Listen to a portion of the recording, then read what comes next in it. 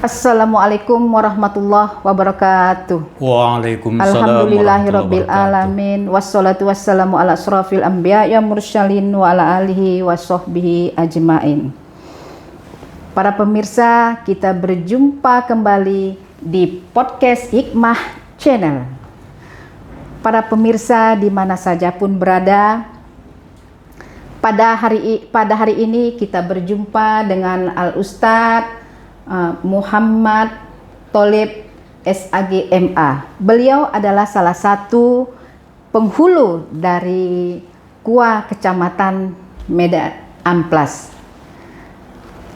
Terlebih dahulu kita sapa dulu Al Ustadz kita. Assalamualaikum Ustadz. Waalaikumsalam warahmatullahi wabarakatuh. Baiklah Ustadz, Ya. tema kita ini nikah siri. Nah, bukan begitu Ustadz? Ya. Jadi tolong Ustadz memperjelaskan apa yang dimaksud dengan nikah siri itu Ustadz, supaya masyarakat ini tahu apa nikah siri itu yang sebenarnya. Ya. Kami persilakan kepada Al Ustadz. Baik, Assalamualaikum warahmatullahi wabarakatuh. Waalaikumsalam warahmatullahi Langsung saja wabarakatuh. kita kepada tema pembahasan kita pada hari ini yang berkaitan dengan nikah siri. Nikah siri ini sebenarnya bukan merupakan hal yang asing lagi bagi kita dan sudah sering kita dengar. Ya, Bahkan sudah sering dilaksanakan Iya. nikah siri. Kenapa ada istilah nikah siri? Sebenarnya kalau kita merujuk kepada kalimat siri itu adalah berasal dari bahasa Arab, sir, artinya tersembunyi, tidak diketahui. Namun pernikahan siri ini sering saja terjadi di tengah-tengah masyarakat kita. Ya. Ini ada beberapa faktor yang menyebabkan sehingga masyarakat kita melakukan nikah siri itu.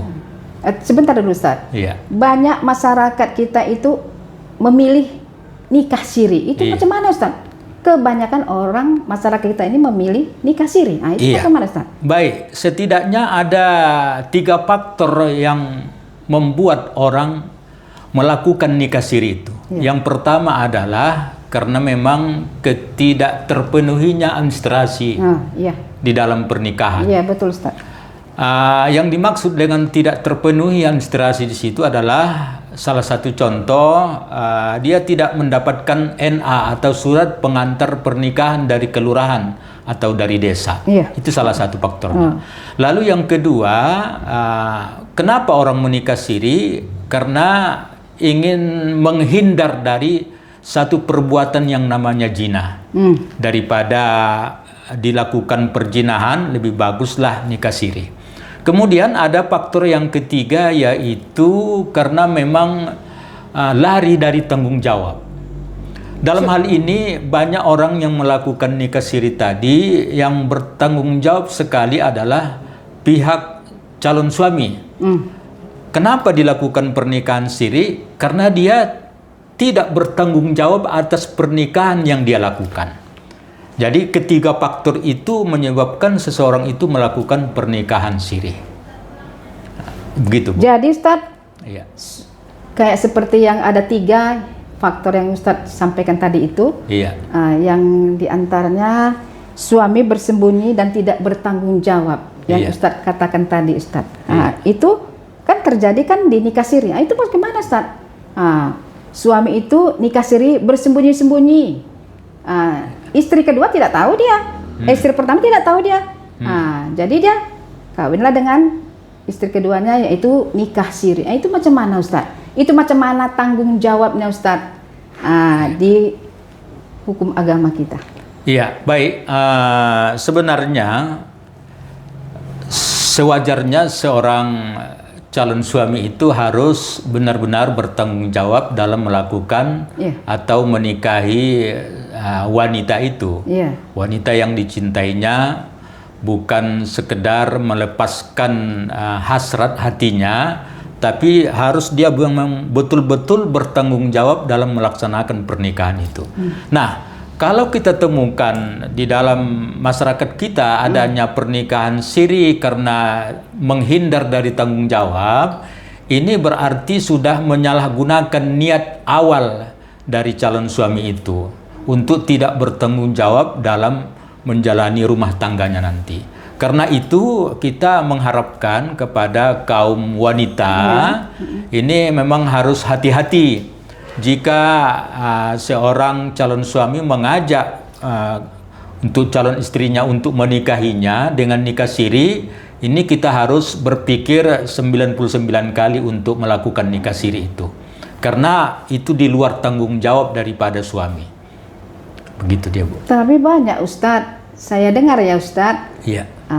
Nikah siri itu istri yang pertama kan tidak tahu Ustadz. Iya. Ya udah nikah siri. Kan yang penting ada saksi. Ada kedua belah pihak, kan begitu Ustadz. Iya. Jadi macam mana pula Ustadz kalau istrinya itu tidak tahu Ustadz. Iya. Nikah sirin itu. Kalau saya sebagai perempuan ya Pak ya, sebagai istri, kalau saya ibaratnya itu suami itu nikah siri sama perempuan lain, berarti istri pertama dimadu, kan begitu kan Ustadz? Iya. Itu macam mana itu Ustadz? Maka di dalam kita bernegara dan berbangsa ini sepatutnya lah kita merujuk kepada peraturan pemerintah. Iya. Jika kita ingin berpoligami, salah satunya yang harus kita penuhi adalah harus ada izin istri pertama. Dalam artian kata, dalam tanda kutip, harus ada izin pengadilan agama. Iya. Kalau sudah ada izin pengadilan agama, ya bisa kita melakukan nikah secara sah dan tercatat di kantor urusan agama. Kalau itu tidak terpenuhi, maka inilah yang memberikan peluang kepada masyarakat untuk melakukan nikah siri tadi. Kalau memang izin poligami itu tidak didapatkan, maka sebaiknya juga saya pikir ya bagi istri-istri yang memang betul-betul memahami, ya kalau memang ke sana arahnya, ya kita kasih aja izin sama suami kita itu. Iya. Jadi ya artinya apa? Supaya tidak terjadi satu pelanggaran di dalam negara kita ini.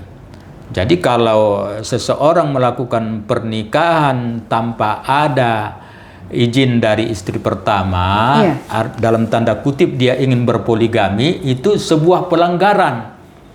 Memang dalam agama tidak ada diatur seperti itu, walaupun memang agama itu mengatur seluruh aktivitas kegiatan masyarakat yang termasuk dalam pernikahan.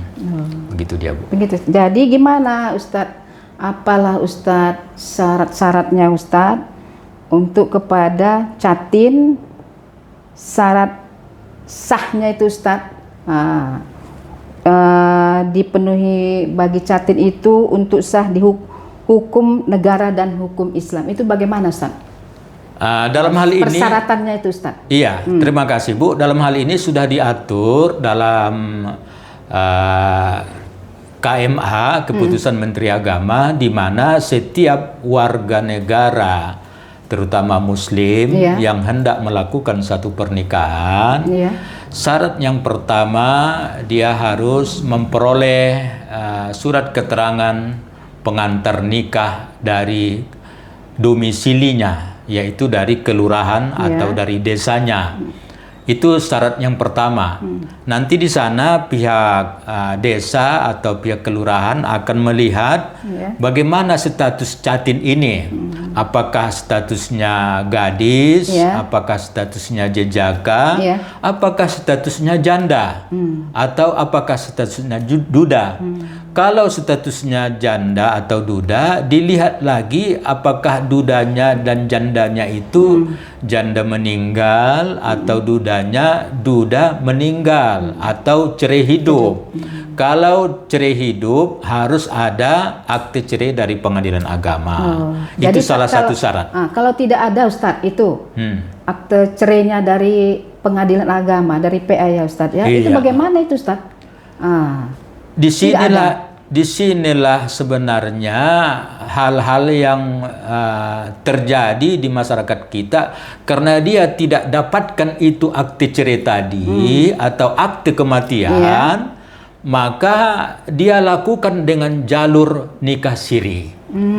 Karena nikah siri itu adalah sebuah pernikahan yang begitu singkat, mudah dan praktis sekali.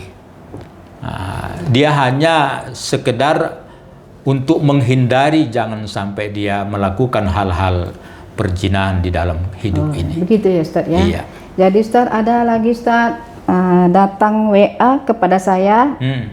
Beliau bertanya apakah Islam cukup dengan sah secara hukum Islam saja Ustaz pernikahan siri itu? Sebenarnya tidak Bu ya, karena memang Islam juga mengakomodir kegiatan masyarakat, khususnya masyarakat Muslim dalam hal pernikahan.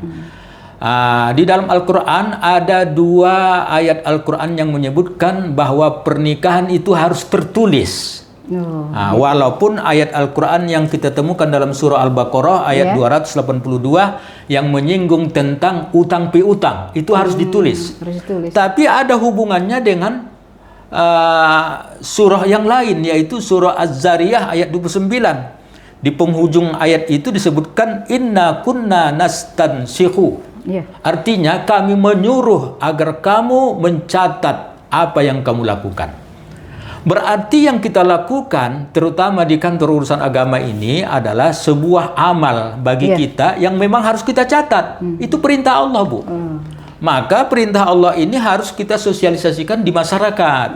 Bagaimana masyarakat ini melakukan pernikahan itu harus tercatat.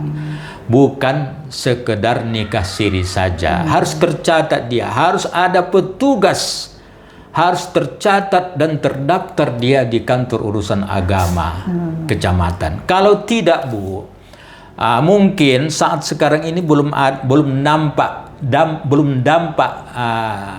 akibatnya dari nikah siri itu. Tapi bisa saja setahun, 2 tahun, 3 tahun yang akan datang ke depannya itu akan berdampak yang negatif kepada kedua-duanya, baik suami ataupun istri. Artinya merugikan kedua-duanya. Bukan istri saja yang dirugikan, Bu.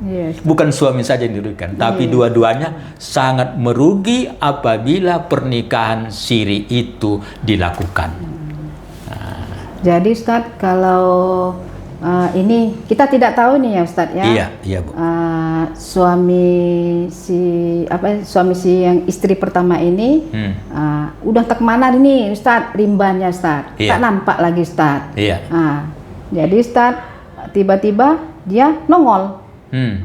Kan ini di telepon saudaranya pun nggak ada itu Ustaz. Di mana kami pun tidak tahu Ustaz. Itu banyak kejadiannya Ustaz ya. Nongol dia Ustaz. Nongol dia dibawanya Ustaz. Istrinya itu Ustaz ke istri yang pertama. Jadi itu kan tidak tahu nih Ustaz istri yang pertama ini dia sudah kawin atau belum ya Ustaz ya. Jadi apakah bisa itu Ustaz istrinya itu menuntut, karena kan udah lama itu menuntut haknya lagi atau diceraikan kan nggak diceraikan nih Ustaz. Jadi apa bisa Ustaz istri yang pertama itu menuntut Ustaz? Menuntut kepada si suami bahwasanya kau belum menceraikan aku, kenapa kau bisa kawin lagi? Belum ada persetujuan dari saya, kan gitu Ustaz. Itu macam mana Ustaz? Baik Ibu dan para pemirsa yang lainnya yang bisa menyaksikan podcast kami ini, sebenarnya masalah pernikahan poligami namanya itu kan Bu, yang dilakukan oleh seorang laki-laki atau suami yang sama sekali tidak ada izin dari istri pertama. Nah, ketika satu saat suami membawa istri yang kedua, istri yang muda lah kita bilang dulu kan, istri yang muda, ditunjukkannya sama istri yang pertama. Iya Ustaz, tunjukkannya. Padahal istri pertama itu sudah tahu bahwa suaminya sudah menikah lagi balik. Nah, dalam hal ini apakah istri pertama itu bisa menuntut si suami? Saya pikir Bu, lebih bagus kalau suami itu bertanggung jawab, tidak perlu kita tuntut. Hanya yang kita tuntut itu bagaimana tanggung jawab seorang suami itu kepada istri yang pertama atau yang lama dan kepada istri yang Tapi kedua atau yang kedua. suaminya itu tidak bertanggung jawab kepada istri yang pertama, Ustaz. Dalam hal inilah makanya Kementerian Agama dalam tanda kutip kantor urusan agama melindungi warga atau masyarakat agar jangan sampai terhindar seperti itu, jangan ada kerugian masyarakat. Itu kan dirugikan itu namanya. Rugi istri pertama karena tidak bertanggung jawabnya sang suami kepada istrinya yang pertama. Tapi kalau tanggung jawab dia, apa salahnya? Iya. Bahkan pahala besar bagi istri pertama untuk merelakan suaminya untuk menikah kembali. Subhanallah. Pahala besar itu. Karena suami itu adalah pintu untuk masuk ke surga. Alhamdulillah. Ibu mau masuk ke surga tanpa melewati pintu. Di pintu itu ada suami, ibu tak akan bisa masuk ke dalam rumah. Begitu juga ibu nanti mau masuk ke surga, tak akan bisa ibu masuk ke surga kalau tidak melewati pintu yang di pintu itu ada suami. Maka carilah keriduan suami. Amin. Iya. Terima kasih Ustaz. Iya. Karena sudah kita berbincang-bincang Iya. panjang lebar ya Ustaz. Iya. Ya. Sepertinya kalau membahas, mengkaji masalah Tak bisa nikah habis ya? siri ini Iya. nggak cukup sekali pertemuan Iya, Ustaz, ini ya, saja. betul, Ustaz. Insya Allah kita akan ketemu lagi kan Bu? Iya Ustaz. Baiklah Iya. Ustaz. Iya. Kami kembali kepada Ustaz untuk menyimpulkan kesimpulannya Ustaz. Ya, baik para pemirsa di mana saja pun Anda berada yang bisa menyaksikan podcast kami pada hari ini, di mana tadinya kami sudah menyampaikan beberapa hal yang berkaitan dengan nikah siri. Nikah siri ini secara agama memang sah, menurut ahli fuqaha pun Ustaz. demikian. Ya. Namun ada hal-hal yang ditimbulkan dari nikah siri itu, sehingga pemerintah kita dalam hal ini kantor urusan agama mengakomodir atau melindungi masyarakat warga agar jangan sampai terjadinya nikah siri. Demi keutuhan, demi kenyamanan kita semua sebenarnya adanya peraturan atau undang-undang yang dibuat oleh pemerintah kita. Oke Ustaz. Kita hindari nikah siri. Iya Ustaz. Betul Ustaz. Betul Iya. Ustaz. Oke Saja. Ustaz. Iya. Jadi demikianlah para pemirsa di mana saja pun berada. Intinya kita itu boleh nikah siri, tapi dia nikah siri itu tidak terdaftar di negara. Jadi pemirsa nanti ada kelanjutannya lagi ya pemirsa, episode yang kedua lagi karena kalau dibahas mengenai nikah siri ini pemirsa tidak habis-habisnya pemirsa. Jadi kami sudahi. Saya sebagai host Nurbaiti Lubis SAG mengucapkan ribuan terima kasih dan memohon maaf. Wassalamualaikum warahmatullahi wabarakatuh. Podcast is the best. Wes.